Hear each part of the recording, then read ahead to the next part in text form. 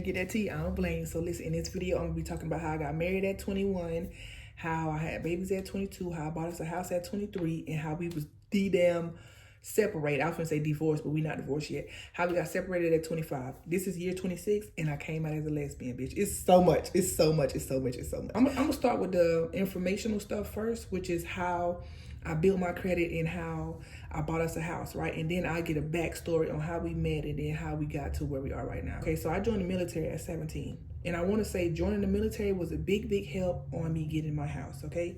So I joined at 17. Mind you, I never really knew what I wanted to do, but I always knew that I wanted a house and I wanted a family, right? So when I joined at 17, I ended up turning 18 while I was in basic training. While I was in basic training, I met some like sergeant majors and shit like that. And they was like, listen, no matter what you do in the military, make sure you go and get your injuries documented so when you get out, you can get 100% disability. That's a really big part of my story, that 100% going to the military and that 100% disability. Right? Also, so once I turned like 17, my mom, she started learning about building her credit and stuff like that, which she learned later in life, and it's unfortunate for her, but it's good for me because then she taught me early, right? So she learned, and she was telling me, she was like, Maya, listen, I know you say you want to get a house, so I'm learning this stuff on how to fix your credit and how to build your credit even if you don't have no credit. And I'm gonna tell you, so once I got stationed in Korea, which is my first duty station, my mom, she was like, listen, I want you to go get a credit card, right? Go get a credit card from Navy Federal. Now, I only got like $1,000 credit card from Navy Federal because that's who I was banking with at the time. So she was like, listen, whenever you spend on this, you pay it right back. So you just showing them that you know how to pay money back to them. So I didn't understand it at the time, but I still did what my mama told me now. I did it. And then from there, I got a car. So I got a credit card first, and then I got a car. I got the car, and it dropped my credit score a little bit, but then it boosted it back up. So now I'm at like 690 something, right? So then by this point, I got my credit card for a year, good payments, no missed payments. I'm paying it before the actual due date, so that helps a lot too. And after I got my car, maybe like 6 months later, it was like 700 credit score. So I'm at 19 at this point with a 700 credit score. So I'm just like, okay, cool, smooth sailing. So I just kept doing that. And then I got an increase on my credit card, which was like it went to 5,000. So it went from 1,000 to 5,000.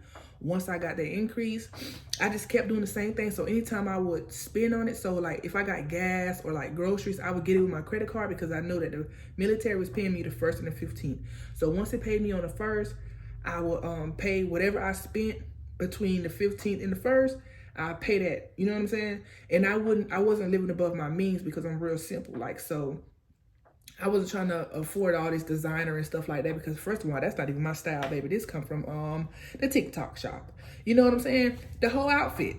I'm not gonna lie, I'm talking about from the rings down to the watch, the TikTok shop. So this whole outfit maybe was less than like $25, baby. I don't play. So I just stayed on top of my shit when it came to paying my bills, and I'm still like that, right? 21 is when shit started to hit the fan a little bit when it comes to my credit. Not really. It was year 24. But anyways, I'm finna explain. I met a man.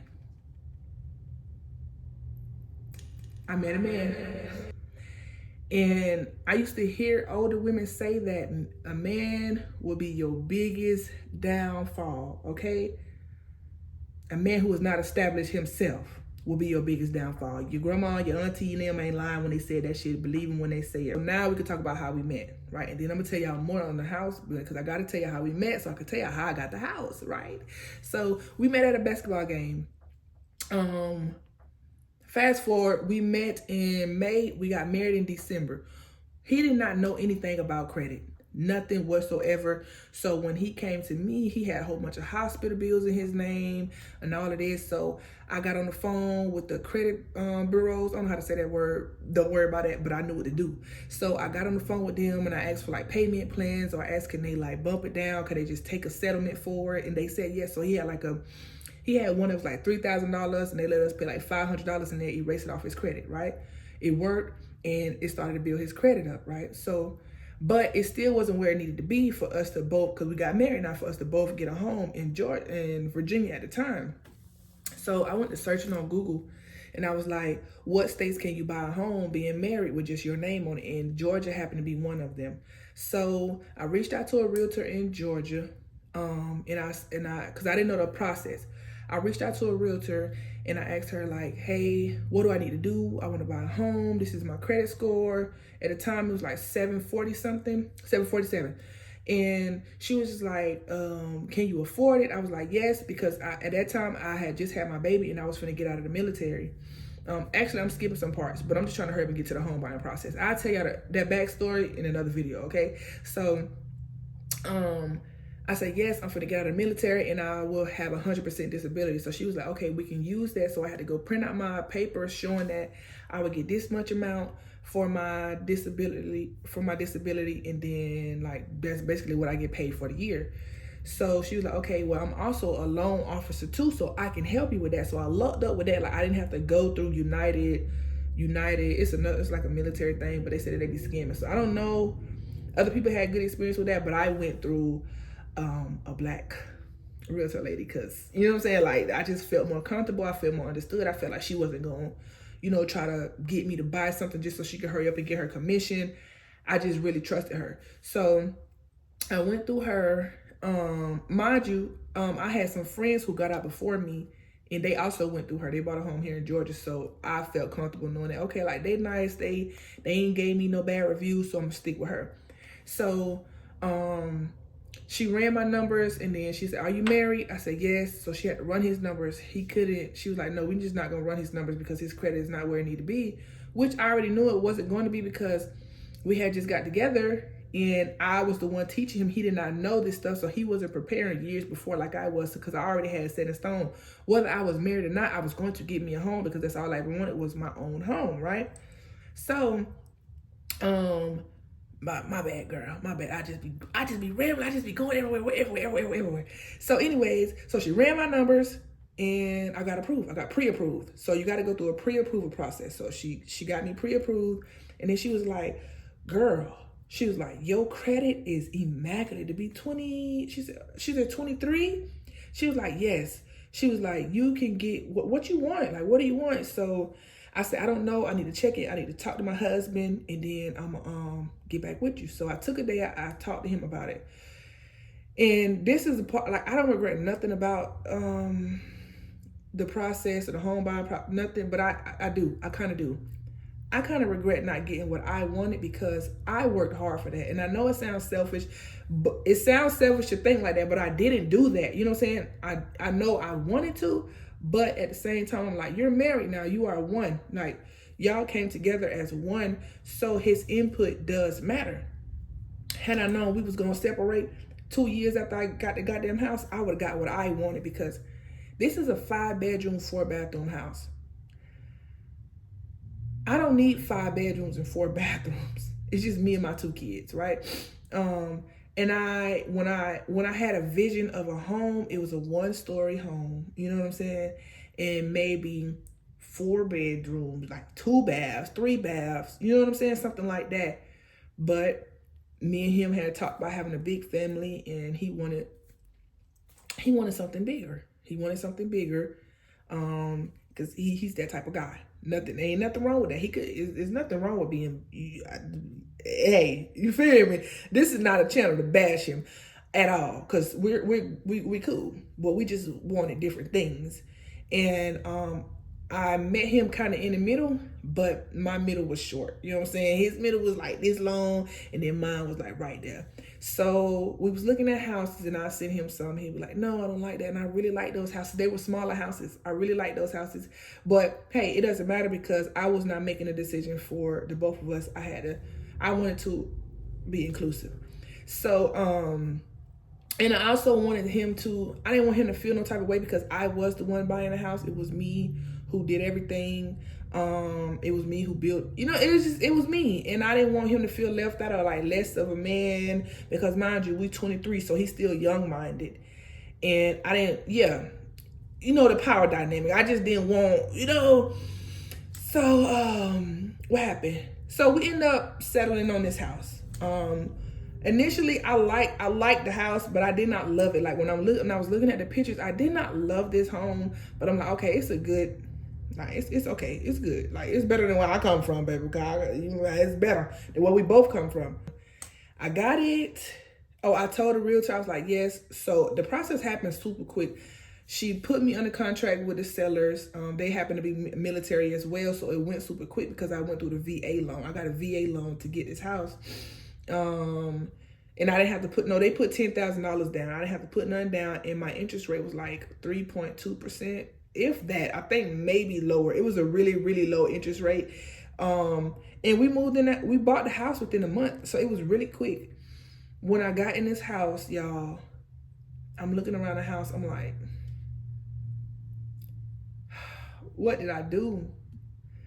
And I felt like, you know, I was happy that I had bought the house, you know, for my family because we was gonna have more kids. But in my chest, I was like, what the fuck did I just do? What did I do?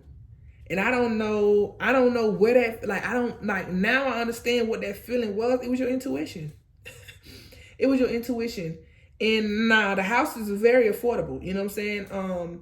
But it was so big, and the moment I walked in here, it felt so goddamn empty. Now, mind you, it was empty, but they did, you know what I'm saying? They left some furniture, not the furniture, but the appliances, but it felt empty. And it was just like, how the fuck am I gonna fill up this big ass house? And I ain't finna be busting out no kids that goddamn quick.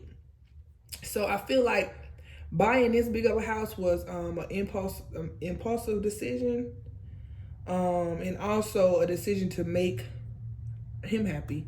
And he was very happy, and I felt good. It felt good knowing that he could be happy about something, because I know, like, during the process, he felt the way. He felt the way. Most men would, though. So it's nothing wrong with him feeling a way. But yeah, so that was the home buying process.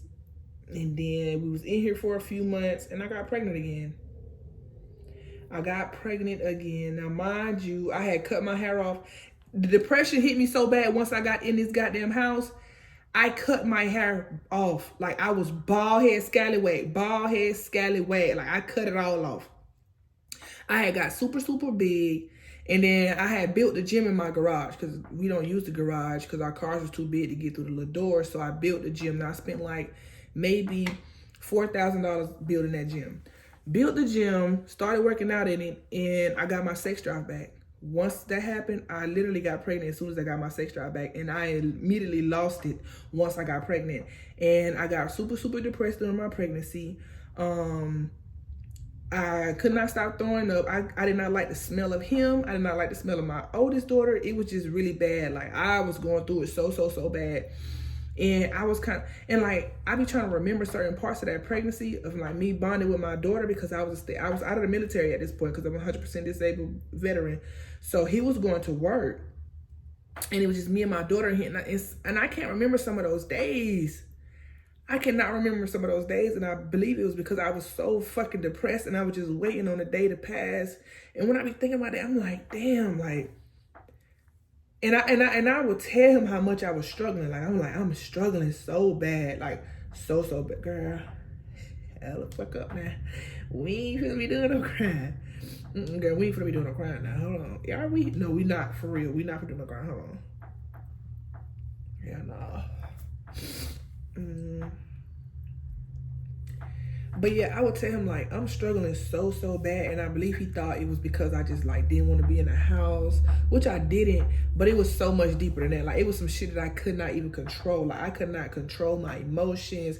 My baby would be crying. I'm crying with her. I'm telling her to hush. And it was like, that girl is 1 year, she's a 1-year-old. How the fuck she gonna control her emotions? You need to learn to control yours. So I ended up reaching out to the VA, and I got into an mental health appointment. I got into therapy. So I'm doing that every Monday, but I'm also doing it with the baby and with being pregnant and being sick. And then when he would come home, he would sit on the goddamn toilet forever and be texting bitches. We'll get into that another time, though. You feel me? I ain't mad at him. It happened. It happened how it happened. So yeah, I was just going through a lot. And then I remember having moments where I'm just like, this not my partner. Which is crazy as hell to think, because, bitch, that is your goddamn partner. And you married, that's your partner. But no, y'all, it was deeper than that. That was not my partner. I felt in my soul, this cannot be the love of my life. It's crazy as hell to think that you got a baby by this man and you pregnant with his other baby. You just bought y'all this big ass house. You paying all the big, bitch, he's something now. And I was just struggling so long with that feeling because I'm calling my mama. I'm telling her like, mama, this, he pissed me off, da da da. But see, I'm also in therapy and she's telling me maybe it's postpartum. Maybe it's postpartum because I was diagnosed with postpartum anxiety and depression. So she's like, maybe it's postpartum. And I'm every time somebody telling me that, I'm like, it's not no damn postpartum. It's him. Me. Us. Not working. It's not us. It's just us not working, right?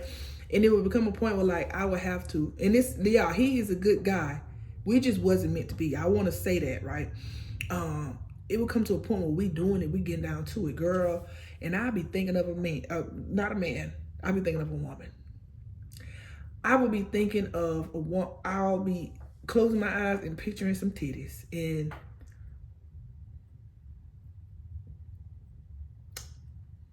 that, I didn't understand that because I'm like, okay, man, I don't know, y'all. I was in denial. You know what I'm saying? I didn't know. I didn't understand that shit. I didn't understand it. I didn't understand it now because man, I'm thinking like maybe it's the damn I don't know. I didn't know how to take accountability for those thoughts because I did not understand them, you know. So, but see, the thing is, he knew too because he would be like, okay, listen, I know you're not in the mood, but I ain't had none in a while. Like, you want me to put on some lesbian stuff? So he knew what I liked too. But I didn't understand it, y'all. We didn't understand it. We didn't understand how. It sounded like we understand it. It don't matter. It don't matter. Now let's just move past that part. I'll tell y'all that in another damn video. Okay, we'll talk about that in another video. But anyways, so that happened. I'm still stuck on that. I don't know where I was going with that part, so we just gonna skip past that. So now we're gonna fast forward to me having the second baby. Once I had the second baby, everything changed. Because the moment I had her in the hospital, I'm laying in the bed, I'm looking at her because we went to Florida for me to have that baby. I'm looking at her and I'm like, I cannot have another baby by this man. And I'm not saying that because he's a bad father.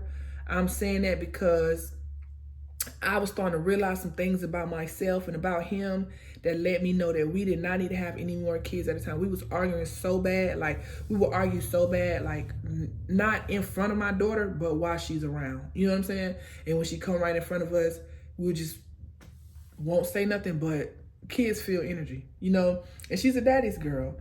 And I also didn't want her to see me being super fucking mean to him. And she didn't deserve to see him being mean as fuck to me either. So, you know what I'm saying? So anyways, after I had the second baby, I was laying in the hospital bed and I was like, I cannot have no more kids by this man. Like, I cannot have no more kids by this fucking man, but I wanted more kids. I didn't understand that. So it's a lot of shit that I didn't understand until after we actually separated, y'all. That's why I keep saying I didn't understand because I really and truly did not understand because I was conflicted. I was conflicted in between, like, how can you not want this man and he's the man that all of your friends and family would want? You know what I'm saying? Like, so it's like, he's a good dad, you know what I'm saying? Handsome guy, handsome black man. He work, he come home.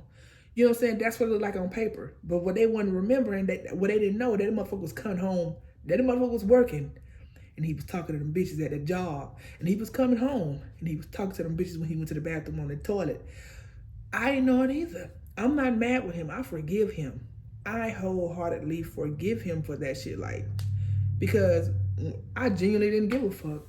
The only part I cared about was, why you not helping me with these goddamn kids? Mind you, I didn't understand why I didn't give a fuck. So I was mad at myself for not being mad at him because I did not give a fuck if he talked to other people. And once I confirmed that he was talking to other people, it was a relief because it's like, now I can get up out of this. Now I can leave, which is fucked up. Like, I don't know where that come from. I don't know where that come from because the moment you realize you're not happy, you should just leave, bitch. I didn't understand that because I didn't understand it. I didn't understand it, bitch. I didn't understand it. So boom, once I realized like, okay, You talking to another bitch. I got up, I said, you gotta get your shit, you gotta go. You gotta go. You gotta go. Now, mind you, it was an incident that happened before that, but I'm just trying to hurry up and get to the end of this video because I don't really know and I need feedback on how to go about my next video. You get what I'm saying? Like, so this is the first video, y'all. I'm gonna end it right here. And if y'all got questions, I will do more videos and I will go in depth about certain parts of the video. So, I'm sorry to stop it right here too, but I know my kids are about to wake up. So mommy gotta go be your mom. Thank y'all for tuning in. And I will do another video. It's like of different parts of the story of just telling those parts. But I just wanted to get this part out and have this be my first YouTube video. So we get a little bit of understanding of who I am as a person. So see ya.